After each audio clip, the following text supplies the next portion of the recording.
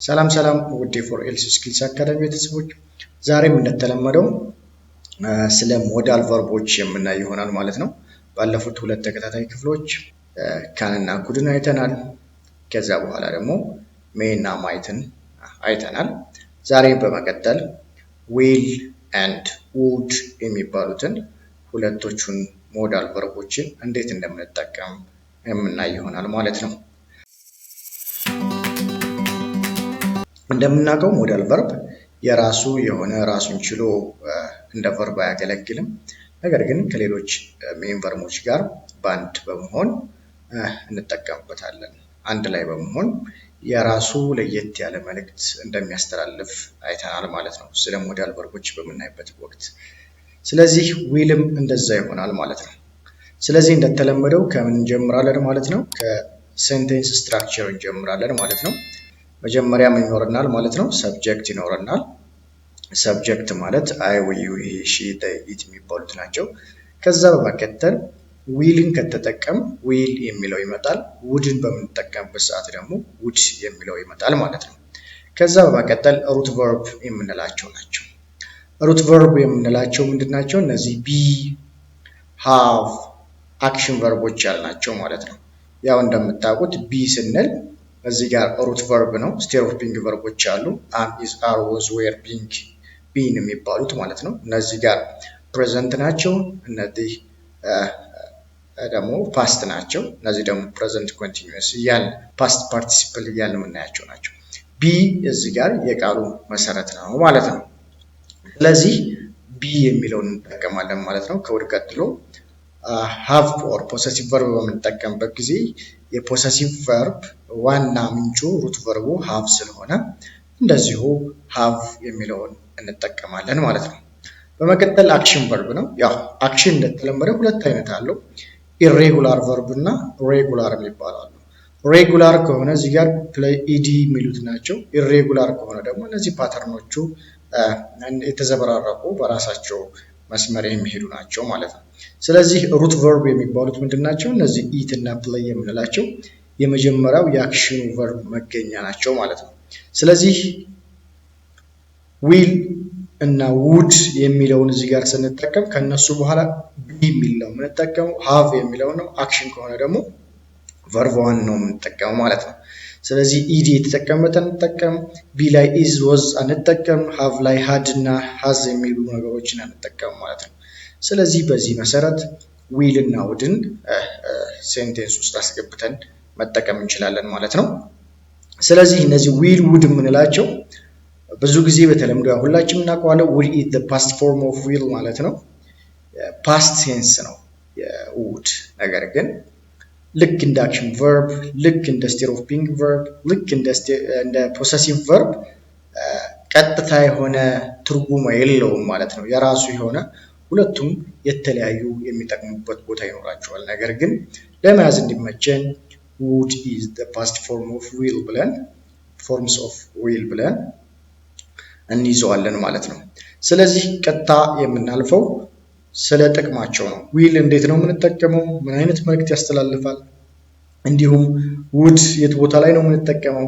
ምን አይነት መልእክትን ለማስተላለፍ ነው የሚጠቅመን? የሚሉትን አብረን የምናይ ይሆናል ማለት ነው። እዚህ ጋር ለመጀመሪያ ዊል የሚለውን እናያለን ማለት ነው። ዊልን በምናይበት ጊዜ ዊል ከዚህ በፊትም አይተናል። to talk about the future ስለ ወደፊቱ ለማውራት እንጠቀምበታለን ብለናል። ስለ ወደፊቱ ስናወራ ስንል ለምሳሌ ያክል ስቴት ኦፍ ቢንግ ቨርቦችን ስንጠቀም I will be a doctor ብለናል። ዶክተር ሆናለሁ እያን ስለ ወደፊቱ ብናገረው I'll have a car እንላለን። have a car መኪና ይኖረኛል። እንደገና I will play football ኳስ እጫወታለሁ እያል ስለ ፊውቸር ቴንሶችን ስናወራ ስለ አክሽን፣ ስቴት ኦፍ ቢንግ ቨርብ፣ ፖሰሲቭ ቨርቦችን ስንጠቀም የተጠቀምንበት ዊል ነው ማለት ነው። ሌላው ፖላይት ኩዌሽን ነው። በትህትና የሆነ ነገር የምንፈልገውን ከሰዎች ለመጠየቅ ዊል የሚለውን እንጠቀምበታለን ማለት ነው። ሌላው ትዕዛዝ ለመስጠት፣ አንድ ስራን ለማዘዝ፣ አንድ ነገር ለማዘዝ ዊል የሚለውን እንጠቀምበታለን ማለት ነው። ኮማንድስ የሚለው ነው to give command። አራተኛው willingness and promise ነው። ፍቃደኝነትን ለመግለጽ እንዲሁም ቃል ለመግባት ዊል የሚለውን እንጠቀምበታለን ማለት ነው። ቃል ለመግባት እንዲሁም ፈቃደኝነትን ለመግለጽ ዊል የሚለውን እንጠቀምበታለን ማለት ነው። በአምስተኛ ደረጃ አቢሊቲ ችሎታን ለመግለጽ ዊል የሚለውን ልንጠቀም እንችላለን ማለት ነው። ሞስት ፕሮባብሊ ችሎታን አቢሊቲን ስንጠቀም ሌሎች እስካሁን ያየናቸው ካን የሚለውን ቨርብ ይኖራል ማለት ነው። ነገር ግን ዊል የሚለውንም አንዳንድ ቦታ ላይ ልንጠቀምበት እንችላለን ማለት ነው። እስኪ ለእያንዳንዳቸው ኤግዛምፕል እንይ። ለመጀመሪያ to talk about future ካል ስለ ወደፊቱ ነው የምናወራው። ስለ ወደፊቱ ስናወራ ለምሳሌ አሁን በጣም ቢዚ ነኝ፣ ስለዚህ በኋላ ደውልልሃለሁ ኦር ነገ ደውልልሃለሁ ካል I call you tomorrow እያለ ነው። ነገ ደውልልሃለሁ maybe it will be promise ሊሆን ይችላል፣ ቃል መግባትም ሊሆን ይችላል። ነገር ግን ነገ ደውልልሃለሁ ካል ስለ ወደፊቱ እያወራን ነው፣ ስለ ነገ እያወራን ነው። ስለዚህ ዊል እዚህ ቦታ ላይ ስለ ወደፊት ለማውራት I will call you tomorrow ነገ ደውልልሃለሁ ብለን ስለ ወደፊቱ እናወራለን ማለት ነው። this is action verb ማለት ነው call። ሌላው እዚህ ጋር she will be a doctor እላለሁ። እሷ እዚህ ጋር ዶክተር አለ፣ I will be a doctor እንላለን። she will be a doctor ካል ዶክተር ትሆናለች እያለ ነው። ስለዚህ ስለሷ ስለ ወደፊት እየተናገርን ነው ማለት ነው። ሌላ እዚህ ጋር ህፃናቶች አሉ፣ will have a child እንላለን። ለምሳሌ ያክል ጥንዶች ልጅ ያላቸው ልጆች ሲያዩ ምናልባት will have a child ይላሉ፣ ልጅ ይኖረናል። ስለዚህ ስለ ወደፊቱ የምንናገርበት ነው ማለት ነው will እዚህ ቦታ ላይ በሁሉም ቨርቦች ይመጣል። ያው እንደምናውቀው እዚህ ጋር possessive verb ስንጠቀም have መሆን አለበት፣ state of being ስንጠቀም be መሆን አለበት፣ እንዲሁም action verb ስንጠቀም verb 1 መሆን እንዳለበት አይተናል ማለት ነው። ለዛ ነው I will call, will be, will have የሚለው። ስለዚህ ስለ ወደፊቱ በዚህ መልኩ ማውራት እንችላለን ማለት ነው። ሌላው polite question and request ነው። ለመጠየቅ የሆነ ጥያቄ ለመጠየቅ በትህትና ማለት ነው። ሪኩዌስት ማለት ደግሞ ልመና ነው። አሁን ለምሳሌ እዚህ ጋር ያለው ነው ተቀመጥ እያለን ነው። ቀጥታ sit down ከሚለን ምን ይላል ማለት ነው? will you sit down please ይላል። ተቀመጥ አንዴ ብሎ በትህትና ለመግለጽ will የሚለው ከፊት ይቀርማል። ሪኩዌስት ስንጠቀም እዚች ጋር እንደምታዩት ጥያቄ ምልክት አለች። will you sit down please እያለ will you go please እየተባለ with me እየተባለ ይለምናል ማለት ነው። ለምሳሌ ያክል እዚህ ጋር እንደምታዩት ሰውየው ቡና ሊጠይቅ ነው። ቡና ስንጠይቅ do you have coffee ማለት እንችላለን። do you have more coffee ካል ተጨማሪ ቡና አለህ ነው። will you have more coffee ስንል ግን ትህትና ይኖረዋል። ባክህ ተጨማሪ ቡና ይኖርሃል ብለን እንደመጠየቅ ማለት ነው። so will በጣም ጠቃሚ ነው ማለት ነው። ሪኩዌስት እንደመና ፖላይት በሆነ መልኩ ለመጠየቅ ማለት ነው። ሌላው አንድ ሰው ለጋብቻ የሚጠይቀውን ሰው ታገበኛለህ ብሎ ቀጥታ አግባኝ ምናምን አይደለም። ስለዚህ will you marry me ይላል። ታገበኛለሽ ኦር ታገባኛለህም ይሆናል ማለት ነው። will you marry me ሲል እዚህ ጋር ፖላይት የሆነ ሪኩዌስት ይሆናል። እዚህ ጋር ግን ሁሉም ሪኩዌስት ናቸው። ኩዌሽንም ከሆነ ደግሞ will የሚሉትን እንጠቀማለን ማለት ነው። ስለዚህ ፖላይት ኮንሽን and request ለመጠየቅ will እንጠቀምበታለን ማለት ነው። በሶስተኛ ደረጃ ትዕዛዝ ነው። ለምሳሌ ያክል እዚህ ጋር አለቃ አለ። ስለዚህ ብዙ ጊዜ አለቃ እንደዚህ አርግ ይላሉ። አንዳንድ ጊዜ አይ እንደዛማ አላረግም ስንል you will do exactly as I said or as I say ልክ እኔ እንዳልኩት ታደርጋለህ ይላል። ስለዚህ you will do ሲል እዚህ ጋር ታደርጋለህ ነው፣ ትዕዛዝ እየሰጠ ነው። እኔ እንዳዘዝኩት ታደርጋለህ፣ እኔ እንዳልኩት እያል ትዕዛዝ ማድረግ እንችላለን ማለት ነው። ያው ብዙ ጊዜ ተማሪዎች ትምህርት ቤት ሂዱ ሲባሉ አልሄድም ይላሉ። ኖ በቃ ዛሬ ትቅር ምናምን ሊባል ይችላል ከቤተሰብ። ምን እንላለን? she will go to school ወደ ትምህርት ቤት ትሄዳለች። ዲሲሽን ነው፣ ውሳኔ ማለት ነው። ያው እንደ ትዕዛዝ ይሆናል። ትሄዳለች ይላል። ስለዚህ እዚህ ጋር ዲሲሽን ውሳኔም ሊሆን ይችላል። እንደገና እዚህ ጋር ደግሞ ትዕዛዝ መስጠት ይሆናል ማለት ነው። ስለዚህ will ለኮማንድ፣ ለትዕዛዝ፣ ለውሳኔም ያገለግለናል ማለት ነው። ሌላው በአራተኛ ደረጃ ያልነው willingness and promises ነው ያለው። ፍቃደኝነትና ቃል መግባት አሁን ለምሳሌ ደብዳቤን ትልክልኛለህ ዛሬ በጣም ተጨናንቄያለሁ ምናምን ብለን የሆነ ሰው ሪኩዌስት ካደረግን መልሱ ምን ሊሆን ይችላል? I will mail you later for you ይላል። letters for you በቃ ደብዳቤዎችን ለአንተ ልክልሃለሁ ሲል ምንድነው ፍቃደኝነቱን እያሳየን ነው ማለት ነው። ዊሊንግነስ ይሆናል ማለት ነው። አደርግልሃለሁ ልክልሃለሁ አይነት ነገር አደርግለታለሁ ካል ፍቃደኝነትን ለመግለጽ ይጠቅማል ማለት ነው። ሌላው yes እንላለን። ቀደም will you marry me ብሎ ጠይቋል። ታገቢኛለሽ ነው። ስለዚህ ፕሮሚስ ነው። እዚህ ቦታ ላይ ጠይቋል። ዊሊንግነስም አለ። ሁለቱም ባንድ ይሄዳል። ለዛ ነው ዊሊንግነስ ኤንድ ፕሮሚስ የሚለውን አብረን ያመጣነው ማለት ነው። ስለዚህ I will marry you ትላለች። አገባሃለሁ። አሁን ቃልም ይሆናል። አገባሃለሁ ሲባል ቃል ኪዳን መግባት ይሆናል። እንዲሁም ዊሊንግነስም ይሆናል። ፍቃደኝነትም ሊሆን ይችላል። ስለዚህ ሁለቱ እንትኖች ዊሊንግነስ ኤንድ ፕሮሚስ ሁለቱም ኢንተርቼንጅ ሆኖ ተቀያይረው ልናገኛቸው እንችላለን። ሁለቱም ተመሳሳይ መልእክት ሊያስተላልፉ ይችላሉ ማለት ነው። ስለዚህ ዊሊንግነስ እና ፕሮሚስን ለመግለጽ ቃል ለመግባት ፍቃደኝነትን ለመግለጽ ዊል የሚለውን ልንጠቀም እንችላለን ማለት ነው። በመጨረሻ አቢሊቲ ነው፣ ችሎታ።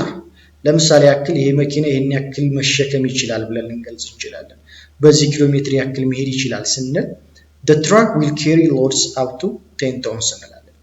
መኪናው እስከ 10 ቶንስ መሸከም ይችላል እያልን ነው።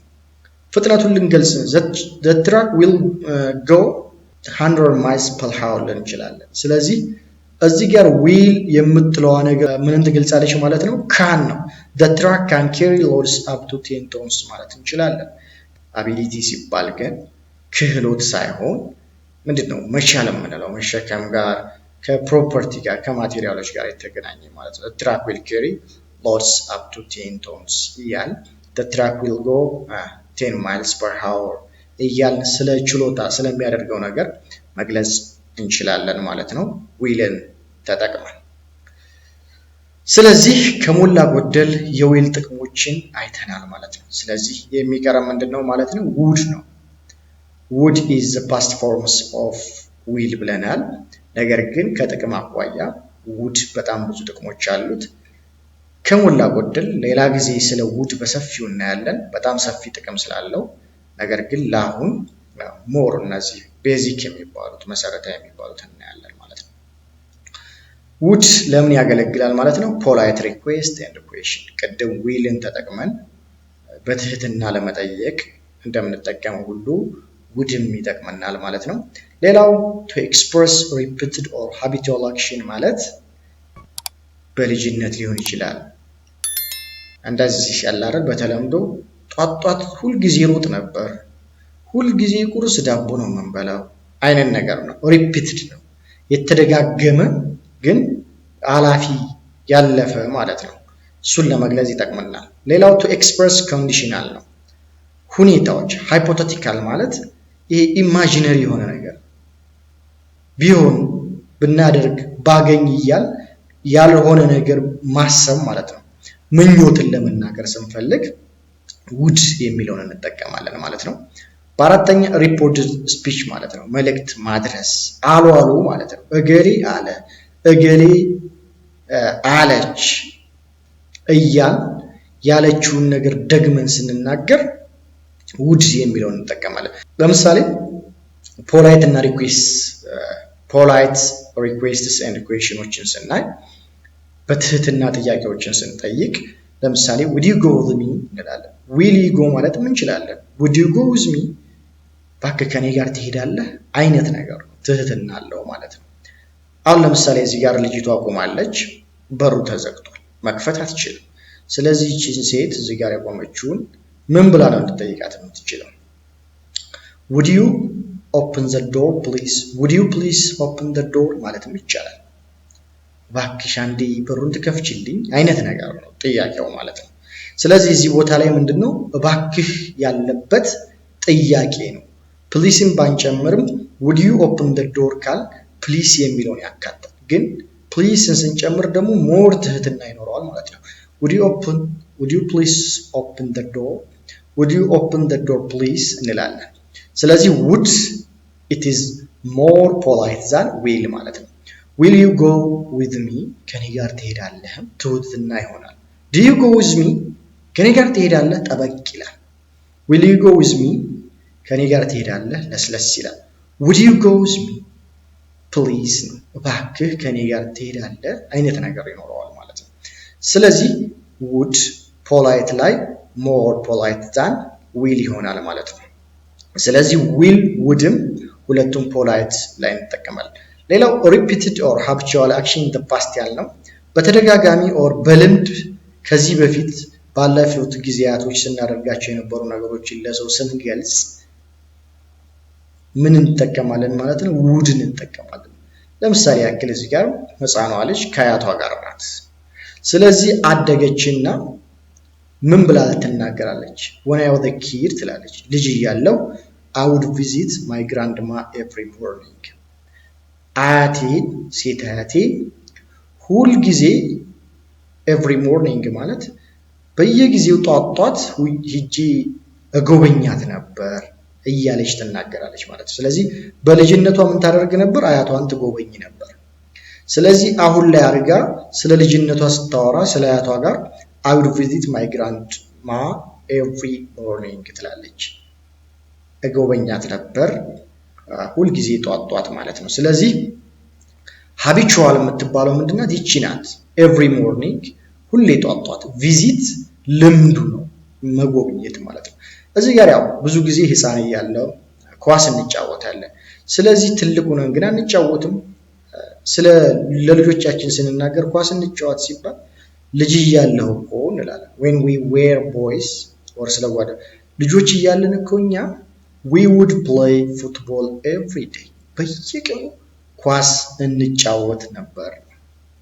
እንጫወታለን በየቀኑ ኳስ ልጅ እያለን በነበርንበት ሰዓት በየቀኑ ኳስ እንጫወታለን። ስለዚህ ምን ይገልጽልናል ማለት ነው? repeated በየጊዜው every day every morning every night የምትለዋ repeated በየጊዜው would የሚለው ደግሞ እዚህ ጋር ከሱ ቀጥሎ የሚመጣው አክሽን ሊሆን ይችላል። ብዙ ጊዜ habitual action ነው ድርጊት ነው action verb ይሆናል ማለት ነው። በዚህ መልኩ repeated and habitual action in the past መግለጽ እንችላለን ማለት ነው። ሌላው በሶስተኛ ደረጃ to express conditional hypothetical ስንል ኢማጂነሪ ሆነ ምኞትን መናገር ስንፈልግ would የሚለውን እንጠቀም። ለምሳሌ you would know him if you saw him እንላለን። እዚህ ጋር ኮማ ቢኖር ጥሩ ነው። if you saw him ማለት ብታየው ኖሮ አይተው በነበረ you would know him ታውቀው ነበር ነው። if ነው አይተው ስለዚህ አላየው ኮንዲሽናል ነው። ቢያየው ኖሮ ያውቀው ነበር ነው አላየው። ስለዚህ ያልሆነን ነገር ለመግለጽ እንዲህ ይሆን ነበር ታውቀው ልታውቀው ትችል ነበር ይላል። you would know him you will know አንልም ታውቀው ነበር። you would know him if you saw him ብታየው ኖሮ ታውቀው ነበር ነው። እዚህ ጋር ይሄን ሁሉ ብራየውና በሐሳቤ መጣልኝና ጓደኛዬ what would you do if you had $10 million ምን ልታደርገው ትችል ነበር? ምን ታደርግበት ይሆን? ታደርግበታለህ? $10 ሚሊዮን ኖሮ ነበር or ቢኖርህ ኖሮ ብዬ ብጠይቀው ምንድነው? what would you do if ካልኩኝ እዚህ ጋር ምኞት ነው ሐሳብ ነው። ቢኖርህ የለውም አሁን ላይ ማለት ነው። what would you do ምን ታደርጋለህ አልኩት። ስለዚህ እሱ ደግሞ ምኞቱን እየተናገረ ምን ይላል? ይሄን ቤት አሰበና ኢማጂነሪ ማለት ነው ምኞቱን ሲናገር if I had $10 million if I have $10 million or $10 million I would buy villa house villa ቤት እገዛ አለሁ ነው።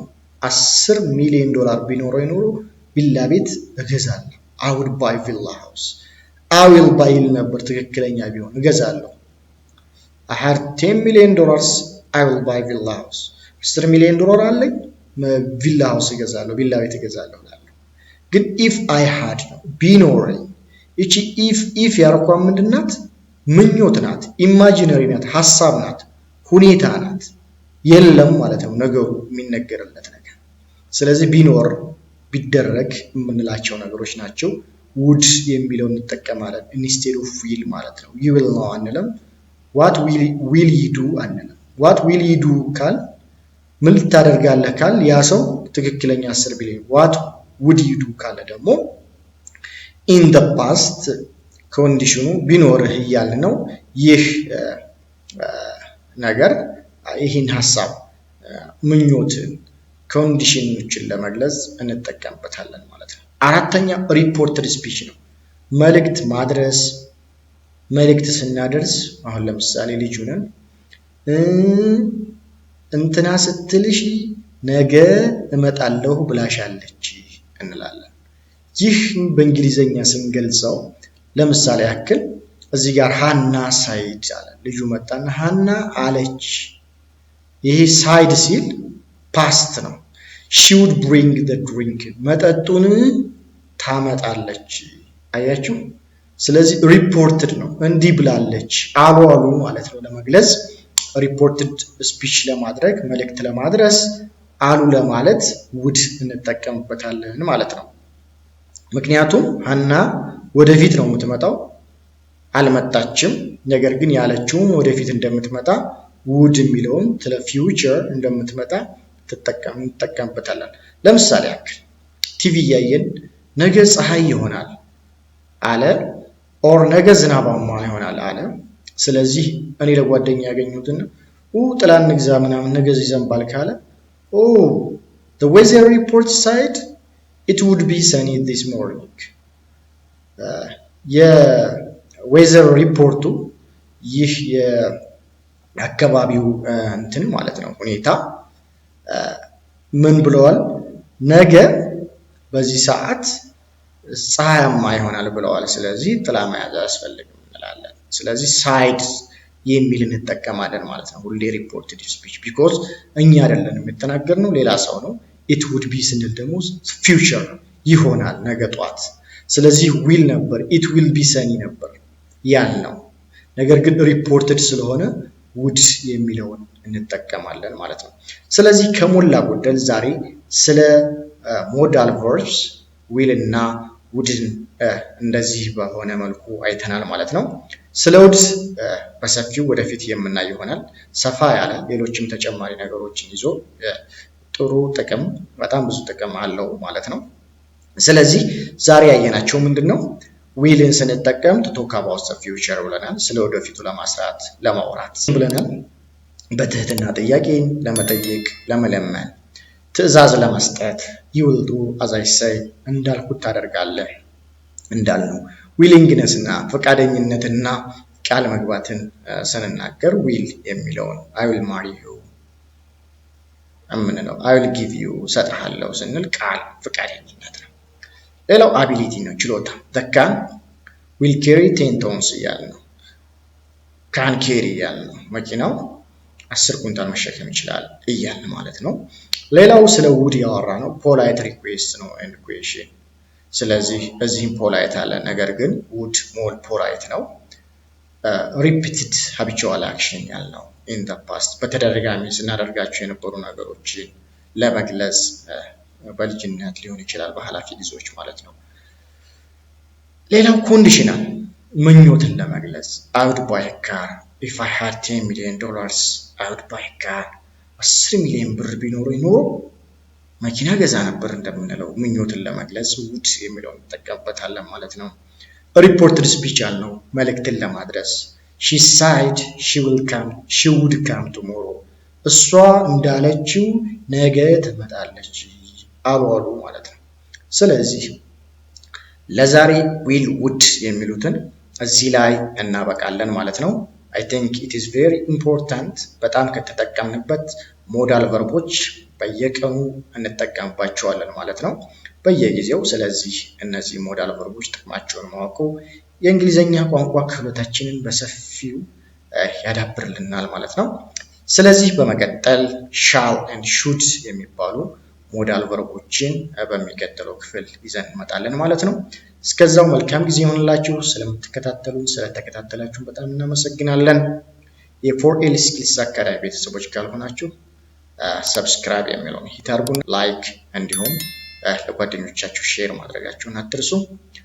መልካም ጊዜ ይሁንላችሁ። ባይ ባይ።